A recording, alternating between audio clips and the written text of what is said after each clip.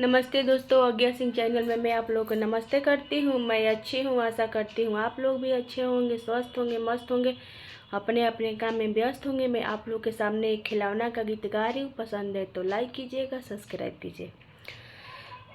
बसा भावा बैठल बाबा हसे हो दरोगा नाती जाम गईले।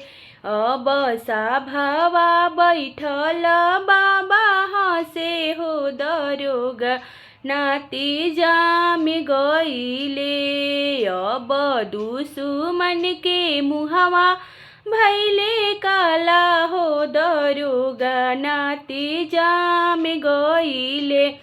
अब नौकरी पे पापा उनकर हंसे हो दरोगा बेटा जाम गईले। अब दुश्मन के दिलवा धक धक करे हो दरोगा बेटा जाम गईले। अब कॉलेजिया में चाचा उनकर हंसे हो दरोगा बेटा जाम गईले।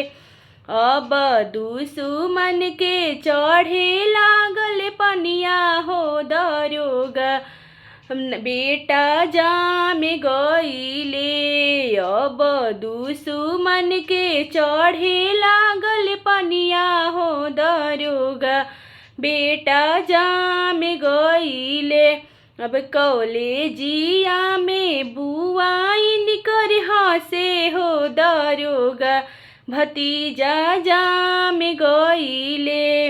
अब दुश्मन के कारी खाले पहले हो दरोगा भतीजा जाम गईले। अब दुश्मन के मुहवा भैले काला हो दरोगा बेटा जाम गईले।